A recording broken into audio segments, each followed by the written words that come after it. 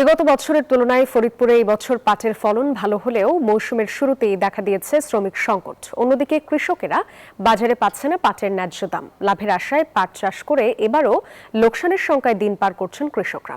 এ বিষয়ে বিস্তারিত জানাতে ফরিদপুর থেকে যুক্ত হচ্ছেন সহকর্মী খায়রুজ্জামান সোহাগ।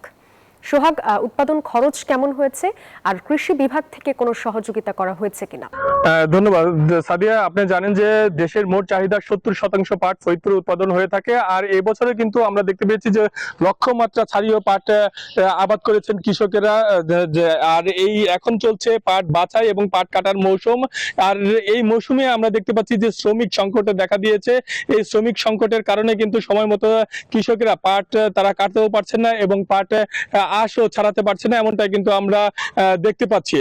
তবে আমরা কথা বলেছিলাম কৃষকদের সঙ্গে, তারা আমাদেরকে যেমনটি জানিয়েছেন যে এবছর পাটের প্রতি বিঘাতে 35 থেকে 40 হাজার টাকা তাদের উৎপাদন খরচ পড়ছে। তবে বাজারে প্রতি মন পাট মৌসুমের শুরুতে 4200 টাকা থাকলেও এখন কিন্তু 3000 থেকে 3200 টাকা রয়েছে, এমনটাই কিন্তু আমাদেরকে জানানো হচ্ছে। আমরা একটু কথা বলতে চাই এই বিষয়ে কৃষকদের সঙ্গে। ভাই, এবছর পাটের কেমন দাম পাচ্ছেন? পাট প্রথমে তো 4800 থেকে 5000 টাকা ছিল, এখন বর্তমান যে পরিস্থিতি হয়েছে এখন 3000 থেকে 3200 টাকা নামে চলে আসছে। এখন তো পাট যারা বিক্রি করবে তাকে তো অবস্থা ভয়াবহ, কারণ বিক্রি করতেই হবে। এই পাট ছাড়াই তাকে আবার ধান লাগাই দেবে, কাছে তো টাকা নাই, কৃষকের তো টাকা থাকে না। এই কারণে মনে করে পাট যে কোনো মুহূর্তে পাট বিক্রি করতে হবে। এখন যে পরিস্থিতি হয়েছে, বিক্রি করলে মানুষের কোনো কিছু থাকবে না, একবার পুরোপুরি শেষ, অর্থনৈতিক লস হয়ে যাবে।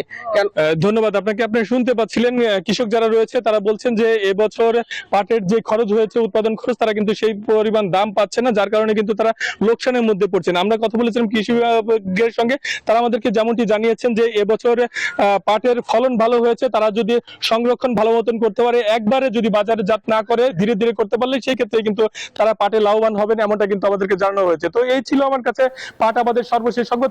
স্টুডিওতে আপনার কাছে সাদিয়া। সোহাগ, ধন্যবাদ আপনাকে।